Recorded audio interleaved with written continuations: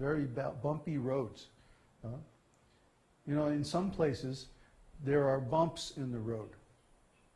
In our place, the bumps are the road.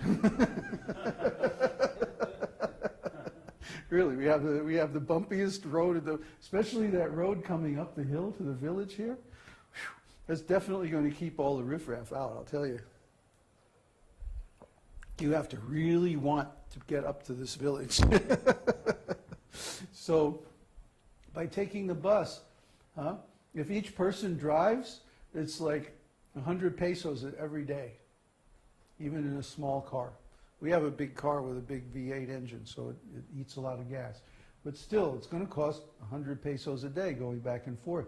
But for 18 pesos, you can take the bus. Now, what's the problem? And most people take the bus, even if they have a car or a horse. A lot of horse traffic around here.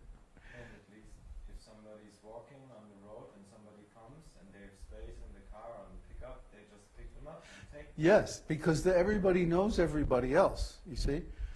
Because they're always having contact like that. Here it's not a big deal. In America, if you go, you know, hitching a ride, it's like, oh, it's a big deal, you know. And here it's nothing. It's like every day happening. Nobody locks their doors here. Huh? We lock our car, but that's only because it's the nicest car in the town.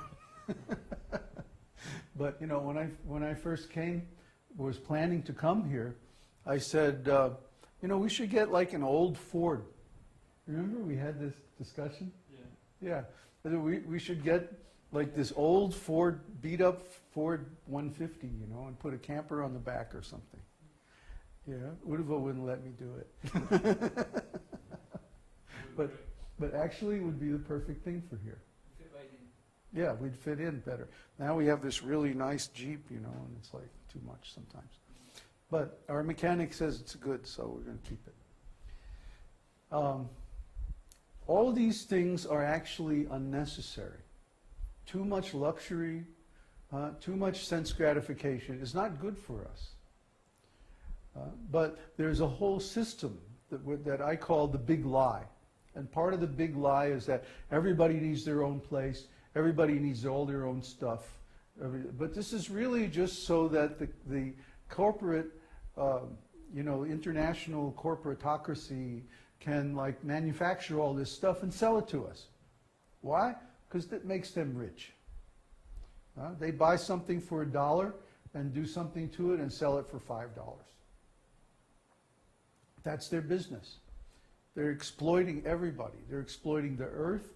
They're exploiting the people. They're exploiting the governments. Who tells the government what laws to pass? The corporations. They have these lobbyists, lobbying firms, and their whole business is simply to propagandize the legislature to pass certain laws that are beneficial for their business. That's what they do, and they spend hundreds of millions of dollars every year just doing that. So the laws reflect not the needs of the people, but the needs of the corporations, of the businesses. See? And who do the businesses benefit? Well, the people who own them and run them, of course. And we were talking about this last night. People say, well, oh, we have the stock market, so the people actually own the business. Ha! No, because the stock is a completely separate thing from the company. The company doesn't get any money when you buy their stock, or maybe on the first issue. But after that, the stock is a completely separate thing, and it goes up and down, and the people who own it win or lose depending on how good they are. But it has nothing to do with the company itself. And people buy this stock like usually on sentiment because they like the company. Oh yeah, they have cool products, or the CEO is a really great guy, you know. They don't really buy it because they want to help the company. They buy it because they want to make money. So everybody's out for themselves. And so there's this enormous duplication of effort, duplication of resources that could be managed so much more efficiently if everyone lived in communities like we do. We're 5 devotees now, and we share everything, right? So there's no unnecessary duplication. If we were living all separately, we'd have 5 apartments, 5 kitchens, 5 cars, 5 of everything. And we would have to spend the money to acquire all of that. And so it would be so much more expensive to live. So if everybody moved, got themselves organized into a community and started sharing resources, they could cut down the amount of expenses by, 75, 80%. See? Just by living a spiritual life where there's no unnecessary sense gratification. You see? And that reduces your karmic burden also, because now you're not committing all these sinful activities. No meat eating, no intoxication, no illicit sex, no gambling. Studying scriptures every day, chanting, doing service, like that. And this nullifies a person's bad karma. Why? Because God is pleased. When God is pleased, everything goes smoothly. Try to understand. The devotees are protected by the Lord. And because they're protected, that means they don't have any hellish condition of life to look forward to. Even at the time of death, if the devotee is advanced, he's already renounced his attachment to the body. He already knows this body's not myself. It has no connection with me. It's just like a suit of clothes that I put on so I can walk around on this planet. It really has nothing to do with me at all. So if a devotee is advanced, he already has realized this. Not just in knowledge.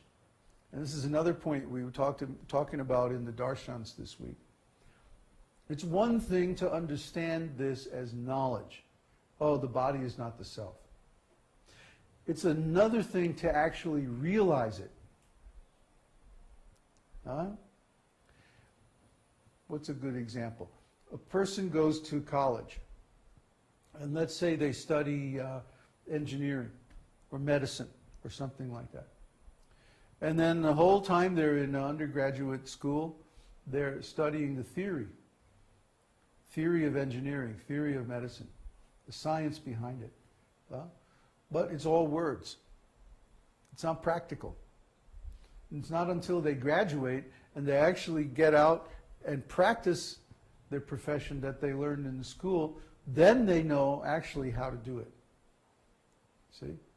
I mean, of course, any good school is going to give you labs and stuff like that, but you understand the principle I'm talking about. You can read something in a book and you can know about it. Like all of our different sciences are called thisology and thatology. Paleontology and endocrinology and thisology and thatology. Why? Because logos, the Greek word logos, means words. So this is words about, endocrinology is words about the endocrine system. Paleontology is words about fossils.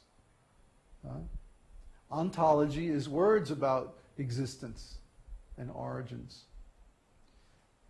So we have all these ologies. But just because you can rattle off all the cool buzzwords and formulas and whatever the verbal knowledge is about that subject, that doesn't mean you actually know it. Real knowledge is practical. I don't know how many times Prabhupada would say this. Devotional service is practical.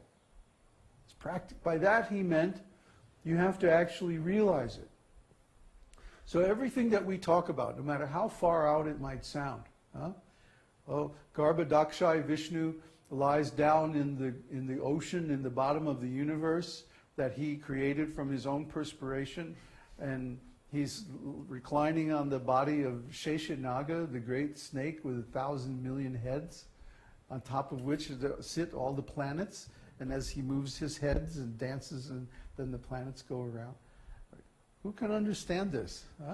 But if you actually become self-realized, you can realize it. You can directly realize it. All of these things. Krishna playing in the forest in Vrindavan, Gaur Nitai doing Sankirtan that's so sweet that even the rocks melt. Huh? These things are going on in the spiritual world, and you can see them, you can become part of them. You can understand them, not just intellectually, but directly. You can participate in the experience. Huh? You have to experience this, and then you'll know. Huh? Like when you're in the middle of a roaring kirtan. Krishna will open up this little window in your heart, and go, hi. I'm real. This happens to all devotees. Huh? I don't know, especially in the middle of kirtan. When the kirtan really gets going, it's really cranking. And you forget everything. You forget whether it's night or day. You forget your own name. You forget everything. Just Krishna, Krishna, Krishna. And everything.